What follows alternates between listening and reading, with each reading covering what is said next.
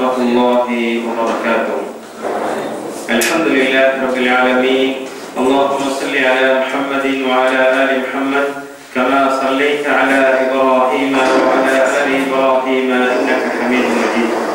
اللهم بارك على محمد وعلى آل محمد كما باركت على إبراهيم وعلى آل إبراهيم إنك حميد مجيد.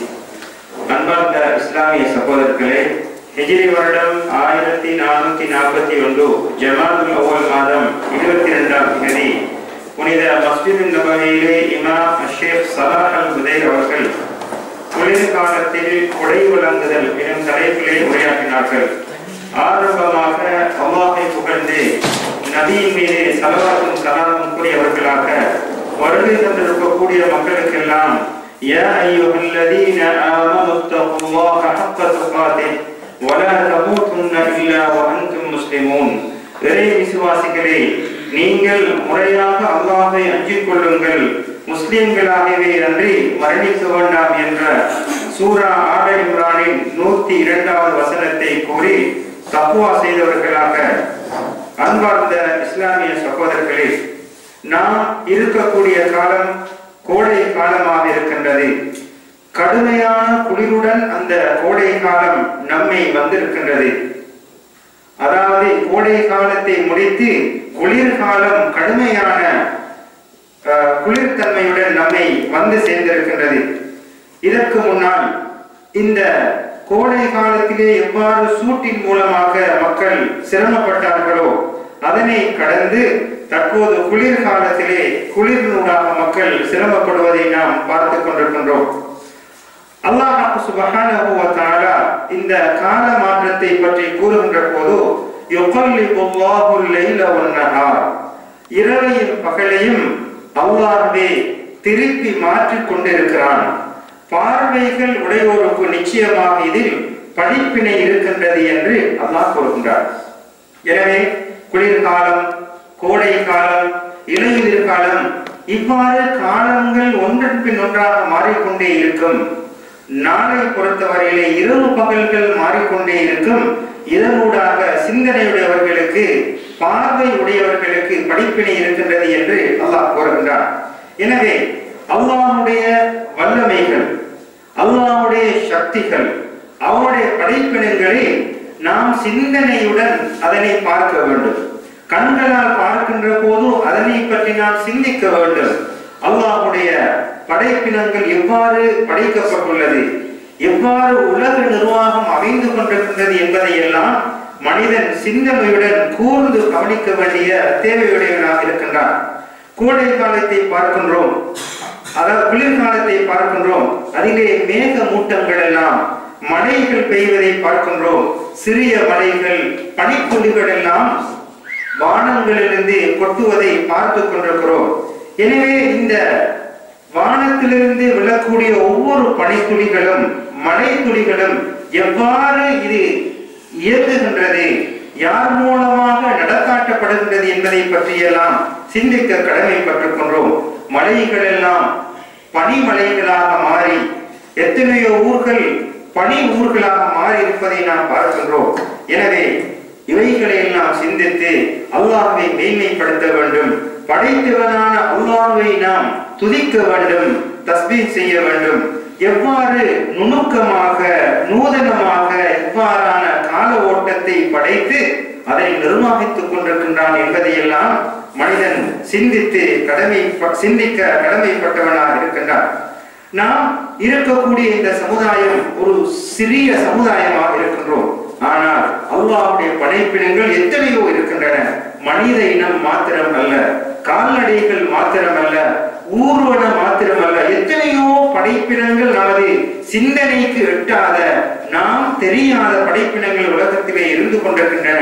எனவே அந்த படைப்பாளனை நாம் மகிமைப்படுத்த வேண்டும். அவனுடைய எச்சரிக்கையை பயந்து பாவங்களை விட்டு நம்மை பாதுகாத்துக் கொள்ள வேண்டும். எல்லா சந்தர்ப்பங்களிலும் அல்லாஹ்வுக்கு மாறு என்று வருகின்ற போது தங்களை பாதுகாத்துக் கொள்வதற்கான முயற்சிகளில் ஈடுபட வேண்டும். அல்லாஹ்வுடைய சட்டங்களை கேவலப்படுத்துவது, அதனை கேவலமாக பேசுவது, சர்வசாதாரணமாக கருதுவதெல்லாம் உண்மையாக முழுமையாக தடை செய்யப்பட வேண்டிய, தவிர்த்து கொள்ள வேண்டிய ஒரு விடயம் என்பதை உணர்ந்து அல்லாஹ்வுக்கு கட்டுப்பட வேண்டிய விடயங்களிலே எவ்வாறு கூர்ந்து கவனித்து நம்மை பழக்கப்படுத்திக் கொள்கிறோமோ அதே போன்று பாவத்தை விட்டும் நம்மை பாதுகாத்துக் கொள்வதற்கு ஒவ்வொருவரும் முயற்சிக்க வேண்டும். அன்பார்ந்த இஸ்லாமிய சகோதரர்களே, எனவே இந்த குளிர் காலத்திலே இந்த குளிரின் கடுமையை உணர்ந்து நாம் உலகத்திலே வாழ்ந்து கொண்டிருக்கிறோம். எனவே குளிர் என்பது நமக்கு ஆபத்தை தரும் என்பதை உணர்ந்து அதிலிருந்து பாதுகாப்பு பெறுவதற்கான வழிமுறைகளை எல்லாம் நாம் தேட வேண்டிய கடமையுடன் இருக்கின்றோம். இந்த குளிர் பனிமலைகள் பெய்வதனூடாக எத்தனையோ எல்லை புறங்கள் எல்லாம் அதனுடைய எல்லையின் தூரத்தை அதிகப்படுத்தி காட்டுவதை காண்கின்றோம். அதே போல் உடல்களை எல்லாம் உலுக்கி விடுகின்றது, வயோதிபர்களை எல்லாம் மிகவும் சிரமத்துக்கு ஆழ்த்தி விடுகின்றது. ரபி அவர்கள் கூறுகின்றார்கள், இதா கான ஷிதாஉ ஃபஅத்ஃபிஊனி, குளிர்காலம் வந்துவிட்டால் என்னை போர்த்தி விடுங்கள், ஏனெனில் அந்த குளிரின் கடுமையால் எங்களது வயோதிபத்தை அதை அழித்துவிடும் என்று அவர்கள் கூறுகின்றார்கள். இன்னும் ஒரு கவிதையிலே கூறுகின்ற போது, குளிர்காலம் வந்துவிட்டால் அங்கே குளிரிலிருந்து பாதுகாப்பு பெறுவதற்கான எந்த ஆடைகளும் இல்லை, ஆனால் இதிலிருந்து விவாதம் செய்து நேரத்தை கழிப்பதற்கு நேரம் கிடையாது. முடியுமான விடயங்களை கொண்டு அதனை பாதுகாத்துக் கொள்வதற்கு முயற்சிக்க வேண்டும். உமர் ரலியல்லாஹு தஆலா அவர்கள் கூறக்கூடிய ஒரு செய்தி, குளிர்காலம் வந்துவிட்டது, இது நமக்கு எதிரியாக இருக்கின்றது. எனவே குளிரிலிருந்து பாதுகாப்பு பெறுவதற்காக நீங்கள் கம்பளி போன்ற ஆடைகளை எடுத்துக் கொள்ளுங்கள். இந்த குளிர் என்பது உடலிலே அவசரமாக நுழைந்துவிடும், உடலிலிருந்து வெளியேறுவதற்கு அது மிகவும் தாமதிக்கும் என்ற செய்தியை உமர் ரலியல்லாஹு அவர்கள் ஆட்சி காலத்திலே இருக்கும் போது பொறுப்பாளர்களுக்கு எழுதுவார்கள். அன்பார்ந்த இஸ்லாமிய சகோதரர்களே, பெற்றோர்களே, பொறுப்பாளர்களே, உங்களது சிறுவர்களுடன் இரக்கமாக நடந்து கொள்ளுங்கள், குழந்தைகளுடன் கனிவாக நடந்து கொள்ளுங்கள், அவர்களுக்கு தேவையான ஆடைகளை அளியுங்கள். உண்மையிலே சிறுவர்கள் மீது இரக்கப்படாதவர்கள் கல் நெஞ்சம் கொண்டவர்களை தவிர வேறு யாரும் இருக்க முடியாது. எத்தனையோ பெற்றோர்கள் குழந்தைகளை மறந்து துறந்து மறுத்து வாழக்கூடிய காட்சிகளை கண்டு கொண்டிருக்கின்றோம். கணவன் மனைவிக்கு மத்தியிலே சில முரண்பாடுகள் வருகின்ற போது இடையிலே பாதிக்கப்படக்கூடிய சின்னம் சிறார்கள் எத்தனையோ பேர். அந்த பிளவுகள் தலாக் மூலமாக அல்லது வேறு பல காரணங்களாக இருந்தாலும் குழந்தைகள் பாதிக்கப்படக்கூடாது. கோடை காலம் வந்துவிட்டால், அதே போன்று குளிர்காலம் வந்துவிட்டால், பெருநாள் தினங்கள் வந்துவிட்டால் அவர்களை மகிழ்விக்க வேண்டிய, அவர்களை சந்தோஷப்படுத்த வேண்டிய பொறுப்பில் பெற்றோர்கள் இருக்கின்றார்கள். எனவே இவ்வாறான கட்டங்களில் நமது முரண்பாடுகளை வைத்து குழந்தைகளை பலிக்கடாவாக ஆக்கிவிடக் கூடாது. அல்லாஹ் பாதுகாக்க வேண்டும். இவ்வாறாக கைவிடப்பட்ட எத்தனையோ குழந்தைகள், அனாதரவாக இருக்கின்ற குழந்தைகளை பல இரக்கம் கொண்ட செல்வந்தர்கள், நற்குணம் கொண்ட முஸ்லிம்கள் அவர்களை அரவணைக்கின்றார்கள். ஆனால் பெற்றோர்களோ தங்களுக்கு மத்தியிலே உள்ள முரண்பாடுகளை வெளிப்படுத்துவதற்காக குழந்தைகளை தண்டிக்கக்கூடிய ஒரு காட்சியை நாம் பார்க்கின்றோம். அல்லாஹ் பாதுகாக்க வேண்டும். பெற்றோர்கள் குழந்தைகள் விடயத்திலே பராமுகமாக இருக்கின்ற போது அதற்குரிய தண்டனையை சுமக்க வேண்டும் என்பதை உணர்ந்து நமது முரண்பாடுகளை நாம் மறந்து குழந்தைகளுக்கு செய்ய வேண்டிய தேவைகளை அந்தந்த காலத்திலே செய்வதற்கு நாம் முயற்சிக்க வேண்டும். அன்பார்ந்த இஸ்லாமிய சகோதரர்களே, அப்துல்லா இப்னு உமர் ரலியல்லாஹு அவர்களிடத்திலே ஒரு அடிமை, நான் பைத்துல் மக்திஸிலே ஒரு மாதம் அங்கே தரித்திருக்க விரும்புகின்றேன் என்று கூறிய போது அவர்கள் கேட்டார்கள், உங்களது வீட்டினருக்கு குடும்பத்தினருக்கு தேவையானவர்களை விற்றுவிட்டு வந்தீர்களா என்று கேட்ட போது இல்லை என்று கூறிய போது உடனடியாக திரும்பி சென்று உங்களது குடும்பத்தினர்களுக்கு தேவையானவைகளை ஏற்பாடு செய்துவிட்டு வாருங்கள் என்று அப்துல்லா இப்னு உமர் ரலியல்லாஹு அவர்கள் அந்த அடிமையை பணித்த வரலாறுகளை காணலாம். எனவே யாரெல்லாம் பொறுப்பாக இருக்கிறார்களோ, தனக்கு கீழால் உள்ளவர்களுக்கு உணவளிக்க வேண்டும், ஆடை அணிவிக்க வேண்டும் என்று பொறுப்புள்ளவர்கள் அதிலே பராமுகமாக ஒருபோதும் இருந்துவிடக் கூடாது. அவ்வாறு பொடுபோக்காக இருப்பது ஒரு பாவமான விடயமாக இருக்கின்றது. அன்பார்ந்த இஸ்லாமிய சகோதரர்களே, இந்த குளிர் காலத்திலே எத்தனையோ மனிதர்களுக்கு ஆடைகள் வாங்குவதற்கு தேவையுடையவர்களாக இருக்கின்றார்கள். அதற்குரிய போதிய பொருளாதாரம் இருக்கின்றார்கள். எத்தனையோ தேவையுடையவர்கள் அவர்கள் தேவையை நிறைவேற்ற முடியாத சஞ்சலத்திலே, கவலையிலே, துன்பத்திலே இருக்கக்கூடிய காட்சிகளை நாம் பார்க்கின்றோம். எனவே இந்த காலம் என்பது நன்மைகள் செய்வதற்கு ஒரு அருமையான சந்தர்ப்பமாக இருக்கின்றது. எனவே நாம் குளிரிலிருந்து பாதுகாப்பு பெறுவதற்காக நாம் எவ்வாறான விடயங்களில் ஈடுபடுகின்றோமோ அந்த நேரத்திலே ஏழைகள், இயலாதவர்கள், அனாதைகள், விதவைகள் இவர்களை பற்றி சிந்திக்க வேண்டிய தேவையுடையவர்களாக இருக்கின்றோம்.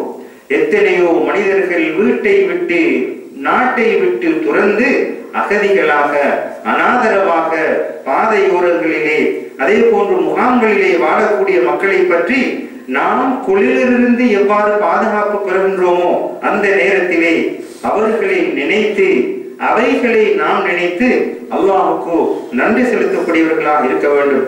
எத்தனையோ மனிதர்கள் உதவி தேடி இருகரம் ஏந்திக் கொண்டிருக்கிறார்கள். எத்தனையோ மனிதர்கள் தயக்கத்திலே, வெட்கத்திலே இருக்கின்றார்கள். எனவே இவ்வாறான சந்தர்ப்பங்களில் எல்லாம் நம்மால் இயலுமான உதவிகளை செய்வதற்கு நாம் ஒவ்வொருவரும் முயற்சிக்க வேண்டும். அன்பார்ந்தவர்களே, இவ்வாறான துன்பகரமான, இவ்வாறான கஷ்டமான நிலைகளிலே மிகவும் இரக்க சிந்தனையுடன் நடைபெற்றுக் கொடுக்கக்கூடிய காட்சிகளை நாம் பார்க்கின்றோம். உண்மையான இறை விசுவாசிகள் தான் அவருடைய உள்ளத்திலே அன்பும் கருணையும் அதாவது வந்து அதனூடாக ஏழைகள், விதவைகள், இயலாதவர்களுக்கு உதவி செய்யக்கூடிய காட்சிகளை நாம் பார்த்துக் கொண்டிருக்கிறோம். எனவே முஃமின்களாகிய நாம் நம்மால் இயலுமான உதவிகளை, ஒத்தாசைகளை, ஆலோசனைகளை செய்வதற்கு ஒருபோதும் நாம் பிந்துவிடக் கூடாது. அன்பார்ந்த இஸ்லாமிய சகோதரர்களே, இந்த இரக்கம் காட்டுவது என்பது ஒரு இஸ்லாமிய அடிப்படை பண்பாக இருக்கின்றது. நாம் குளிரிலிருந்து எவ்வாறு பாதுகாப்பு பெறுவோமோ, அவ்வாறு பாதுகாப்பு பெறும்போது என்ன மகிழ்ச்சி கிடைக்குமோ அதனை விட மிகவும் சந்தோஷமான செய்திதான் ஒரு முஸ்லிம் இன்னும் ஒரு முஃமினுக்கு இரக்கம் காட்டுவது, கருணை காட்டுவது. குளிரின் கொடுமையை தாங்க முடியாமல் இருந்தாலும் ஒரு முஃமினுடைய இரக்கம், கருணை, அரவணைப்பின் மூலமாக அவன் மகிழ்வடைவான் என்ற செய்தியை நாம் பல வரலாறுகளிலே காணலாம். அபூ சயீத் அல்-குத்ரி ரலியல்லாஹு அவர்கள் கூறுகின்றார்கள், நாங்கள் நபி ஸல்லல்லாஹு அலைஹி வஸல்லம் அவர்களிடத்திலே அமர்ந்து கொண்டிருக்கிறோம். இந்த நேரத்திலே ஒரு மனிதர் வாகனத்திலே வந்து கொண்டு வலப்புறமாக இடப்புறமாக பார்த்து கொண்டிருக்கிறார். இந்த நேரத்திலே நபி ஸல்லல்லாஹு அலைஹி வஸல்லம் அவர்கள் யாரிடத்தில் மேலதிகமான கட்டிச்சாதனங்கள் இருக்கின்றதோ, யாரிடத்தில் மேலதிகமான கொடுப்பனவுகள் இருக்கின்றனோ இல்லாதவர்களுக்கு கொடுங்கள் என்று நபி அவர்கள் போதித்தார்கள். அந்த நேரத்திலே அந்த வாகனத்தில் இருந்து வந்து வலப்புறமாக இடப்புறமாக பார்த்திருந்த சகோதரிடத்தில் எதுவும் இருக்கவில்லை. எனவே அவர் தேவையுடையவராக இருக்கின்றார் என்று உணர்ந்து நபி அவர்கள் சஹாபாக்களுக்கு போதனை செய்து அவர்கள் அந்த சஹாபாக்கள் அந்த மனிதருக்கு உதவி செய்ததை நாம் ஹதீஸ்களிலே காணலாம். அன்பார்ந்த இஸ்லாமிய சகோதரர்களே, எனவே இந்த கடுமையான குளிரான காலத்திலே தேவைகள் எல்லாம் குறுகிய நிலையிலே இருக்கக்கூடிய இந்த நேரத்திலே, மக்களுக்கு அதிகமான தேவைகள் இருக்கக்கூடிய இந்த சந்தர்ப்பத்திலே நாம் கொடையாளர்களாக, இரக்கமுள்ளவர்களாக நடந்து கொள்ள வேண்டும். இவ்வாறான கஷ்டமான நிலைகளிலே யார் அவர்களுடைய உண்மையான கஷ்டத்தை உள்ளத்தால் உணர்வார்கள் என்றால், யாரெல்லாம் இரக்க சுபாவத்துடன் கொடை வழங்குகிறார்களோ அவர்களுக்கு இந்த இக்கட்டான நிலையை நினைத்து அவர்களுடைய உள்ளத்திலே அவர்களை பற்றிய கவலையும் சிந்தனையும் ஏற்படும் என்பதை புரிந்து கொள்ளலாம். எனவே அல்லாஹ் சுப்ஹானஹு வ தஆலா கூறுகின்றான், பசியுடைய நாளில் உணவளித்தல் இது ஒரு முக்கியமான விடயம். எப்போது மனிதன் பசியில் துன்பப்படுகிறானோ உணவளிப்பது என்பது மிகவும் பெருமதியான முக்கியமான விடயமாக இருக்கின்றது. அதிலும் நெருங்கிய உறவுடைய அனாதைக்கு உதவிகள் வழங்குகிற போது நமது நெருங்கிய அனாதைகளுக்கு வழங்குவது என்பது மிகவும் ஏற்றமாக இருக்கும். அதே போன்றுதான் வறுமையால் கஷ்டப்படக்கூடிய ஏழைகளுக்கு வழங்குவது, இவைகள் எல்லாம் சிறப்புக்குரிய ஒரு விடயமாக இருக்கின்றது. அன்பார்ந்த இஸ்லாமிய சகோதரர்களே, அதே போன்று முஹம்மது இப்னு அப்தூஸ் அல் மாலிகி அவர்களிடத்திலே இருக்கக்கூடிய ஆடுகளை சுமார் 100 தீனார் தங்க நாணயங்கள் பெறுமதியான அந்த ஆடுகளை அறுத்து ஏழைகளுக்கு உணவளிக்காமல் இருக்கும் வரை அவர்களுடைய மனம் அமைதி பெற மாட்டாது என்று கூறப்படுகின்றது. அதாவது இவைகளை அறுத்து இவைகளை ஏழைகளுக்கு கொடுத்து மகிழ் வர வேண்டும் என்று ஆசை கொள்வார்கள் என்று கூறப்படுகின்றது. அன்பான இஸ்லாமிய சகோதரர்களே, அதே போன்றுதான் ஒரு கவிதையிலே இவ்வாறான குளிர்காலம் வந்துவிட்டால் இருக்கக்கூடிய மக்கள் அனைவர்களையும் நாம் விருந்துக்கு அழைப்போம். அங்கே புத்தியுள்ளவர்கள் படித்தவர்கள் அதிலே வேற்றுமை காட்ட மாட்டார்கள். அனைவரையும் இந்த குளிர்காலத்திலே விருந்து கலைத்து உணவளிப்போம் என்று ஒரு கவிஞர் கூறுகின்றார். எனவே தேவையுடைய காலம் என்று வரும்போது இங்கே அனைவருக்கும் தேவை இருக்கின்றது என்பதை உணர்ந்து பொதுவாக அனைவர்களும் நடந்து கொள்ள வேண்டும் என்பதை இந்த கவிதை நமக்கு கூறிக்கொண்டே இருக்கின்றது. அன்பார்ந்த இஸ்லாமிய சகோதரர்களே, எனவே தர்மம் செய்யுங்கள், பசித்தவருக்கு உணவளியுங்கள், ஆடை இல்லாதவர்களுக்கு ஆடை அணிவியுங்கள். இது மிகவும் சிறப்பான அமல்களாக இருக்கின்றன. அன்பார்ந்த இஸ்லாமிய சகோதரர்களே, குளிர்காலத்தில் மனிதர்கள் குளிர் காய்வதற்காக நெருப்பை பயன்படுத்துவார்கள். எனவே நாம் உலகத்திலே இருக்கின்ற போது அல்லாஹ்வுடைய படைப்புகள் மூலமாக என்னென்ன பயன்களை அடைய முடியுமோ அவைகளை நாம் அடைந்து கொள்ளலாம். அதே போன்றுதான் இவ்வாறான இன்பங்களை நாம் அனுபவிக்கின்ற போது குளிரிலிருந்து பாதுகாப்பு பெறுவதற்காக இவ்வாறு நெருப்பை பாவித்து சூடை நாம் கண்டு மகிழ்கின்ற போது நாம் ஏழைகளை நினைத்து பார்க்க வேண்டும், அண்டை வீட்டினர்களை நினைத்து பார்க்க வேண்டும். உண்மையான முஃமின் அண்டை வீட்டினர் பசித்திருக்க அவன் வயிறு நிரம்ப உண்பதை அவன் விரும்ப மாட்டான். நபி ஸல்லல்லாஹு அலைஹி வஸல்லம் அவர்கள் கூறுகின்றார்கள், ஒரு மனிதன் தர்மம் செய்கின்ற போது அந்த தர்மம் தூய்மையானதாக இருக்க வேண்டும். அல்லாஹ் பரிசுத்தமான விடயங்களையே ஏற்றுக்கொள்வான். ஒரு மனிதன் ஒரு ஈச்சம் பழத்தையேனும் தர்மம் செய்தால் அல்லாஹ் சுப்ஹானஹு வ தஆலா அவனது கரத்திலே எடுத்து அதனை மலை போன்று பிரமாண்டமானதாக வளரச் செய்வான். ஈச்சம் பழம் போன்ற ஒன்றை கூட தர்மம் செய்தாலும் அதனை அல்லாஹ் மலை போன்று பெருக்கச் செய்து அதற்குரிய கூலியை அவனுக்கு வழங்குவான் என்று நபி ஸல்லல்லாஹு அலைஹி வஸல்லம் அவர்கள் கூறுகின்றார்கள். எனவே தர்மம் என்பது மிகவும் முக்கியமான ஒரு செயலாக இருக்கின்றது. எனவே இந்த தர்மம் செய்வதற்கு நம்மால் இயலுமானவைகளை தர்மம் செய்வதற்கு நாம் ஒருபோதும் பின்வாங்கிவிடக் கூடாது. அன்பார்ந்த இஸ்லாமிய சகோதரர்களே, எனவே இந்த குளிர்காலத்திலே நாம் நெருப்பை எவ்வாறு பயன்படுத்துகின்றோமோ, அந்த நெருப்பினூடாக எவ்வாறு இன்பம் அனுபவிக்கின்றோமோ, எவ்வாறு அதில் இறைச்சிகளை புசுக்கி சாப்பிடுகின்றோமோ, இந்த நேரத்திலே மிகவும் கவனமாக சிந்தனையுடன் நடந்து கொள்ள வேண்டிய தேவையுடையவர்களாக இருக்கின்றோம். ஏனென்று சொன்னால் இந்த குளிர்காலத்திலே சூட்டை நாடுவது அனைவருடைய தேவையாகவும் இருக்கின்றது. எனவே அதன் மூலமாக பயன்பெறலாம், அதன் மூலமாக பிரயோஜனம் அடையலாம். ஆனால் சிந்தனையுடன் நாம் நடந்து கொள்ள வேண்டும்.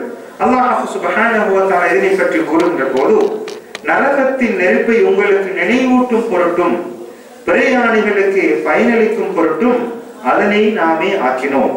இந்த நரக நெருப்புடைய உஷ்ணத்தை ஒரு மனிதன் உணர்வதற்காக உலகத்தில் உள்ள நெருப்பு ஒரு உதாரணமாக இருக்கின்றது. ஆனால் அந்த நெருப்பை நாம் நெருப்பூட்ட வைத்து அதனூடாக உணவுகளை சமைக்கின்றோம், குளிர் காய்கின்றோம், மாமிசங்களை அதிலே நாம் சுட்டெடுக்கின்றோம். இவ்வாறான பல பிரயோஜனங்களை அடைகின்றோம்.